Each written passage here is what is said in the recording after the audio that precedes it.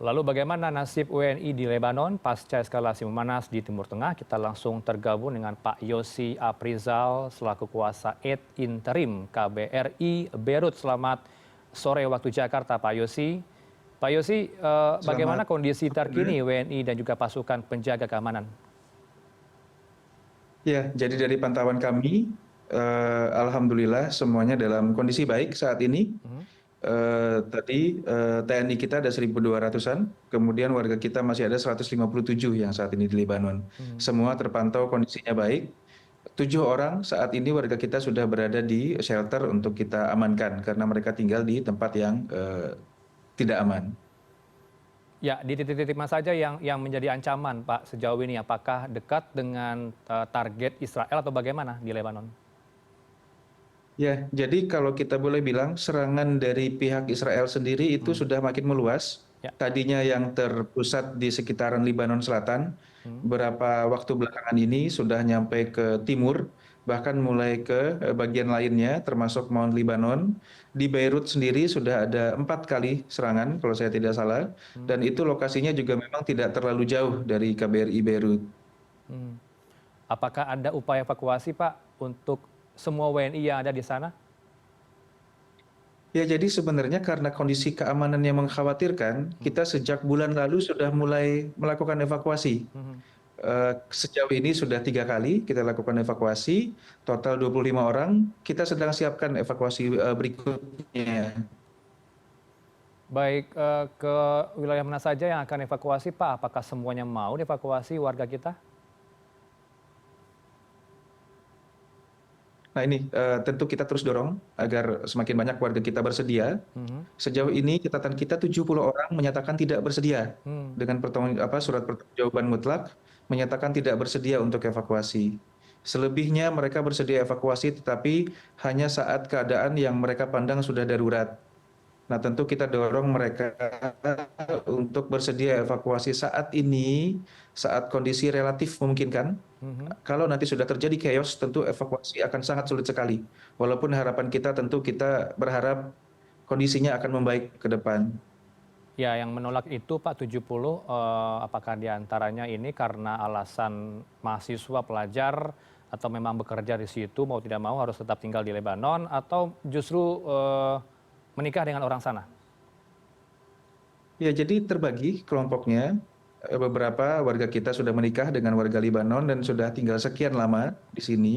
Kemudian ada beberapa pelajar juga kita catat total pelajar itu sekitar 45 orang. Mhm. Kemudian selebihnya ada beberapa juga pekerja kita yang memutuskan belum bersedia untuk evakuasi. Tentu Hmm. kita dorong terus, tetapi selama mereka masih berada di Lebanon ya kita tentu harapkan terus waspada, mengamati perkembangan yang terjadi di sekitar mereka untuk menghindari apabila ada bahaya-bahaya yang dapat membahayakan jiwa. Baik, apakah di semua wilayah Lebanon ini masih mengkhawatirkan sehingga kini Pak Yosi, apakah harus ada antisipasi kepada himbauan khusus kepada warga kita di sana? Ya, jadi memang kita menghimbau warga kita yang berada di daerah-daerah yang rawan Hmm. itu untuk pindah ke tempat lain atau kalau memang tidak ada opsi untuk pindah ke tempat yang aman, KBRI menyediakan shelter. Hmm. Silahkan merapat ke KBRI untuk berlindung sementara waktu di shelter KBRI. Sejauh ini memang kalau kita lihat wilayah utara, Beirut ke atas, Tripoli dan sebagainya sejauh ini memang masih aman dan belum terjadi serangan di sana. Tapi tentu kita tidak bisa memastikan perkembangannya seperti apa. Mhm. Nah, tentu kita harapkan itulah kita harapkan resilience-nya mengamati perkembangan setiap waktu. Ada pemberlakuan jam malamkah di Lebanon Selatan, Pak, hingga kini? Libanon Selatan untuk saat ini posisinya mayoritas sudah mengungsi. Hmm.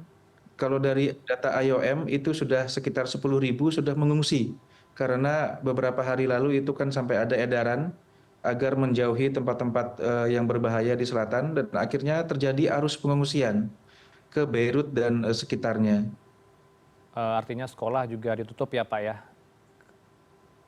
Betul. Hmm. Jadi untuk berikan bantuan kepada para pengungsi Lebanon Selatan, pemerintah Lebanon itu pun menggunakan sekitar 300 rumah 300 sekolah yang sementara waktu ini dijadikan tempat pengungsian sementara dan sekolah ditutup sementara ini. Ya, bagaimana kemudian gambaran Pak untuk jalur transportasi, utamanya logistik makanan, apakah ini juga terganggu sehingga sulit untuk mendapatkan makanan di sana?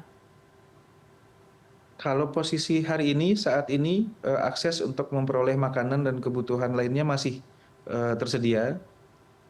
Tapi tentu kita perlu antisipasi. Untuk KBRI sendiri kita mulai mengantisipasi cadangan bahan bakar dan logistik untuk shelter. Kalau dari serangan Israel ini targetnya ke arah apakah banyaknya anggota Hezbollah yang terdeteksi atau bagaimana Pak? Pusatnya di mana nih sentralnya nanti? Ini selain di selatan, jadi kita lihat perkembangan beberapa hari ini, Hmm. target serangan mereka itu adalah tokoh Mhm. kelompok Hizbullah ataupun fasilitas gudang persenjataan logistik yang terkait dengan kelompok Hizbullah, dan ini mereka tidak lagi melihat itu lokasi itu di mana. Bahkan yang terjadi baru-baru ini itu serangan di lokasi yang memang sebelumnya kita anggap aman, Mhm. tapi ternyata terjadi serangan. Ini yang kita tidak bisa antisipasi. Tapi dengan adanya potensi membidik tokoh dan juga anggota Hezbollah tersebut, tidak banyak warga setempat yang berada di sekitar mereka atau bagaimana Pak? Apalagi WNI. Betul, kalau kita catat contohnya di Beirut itu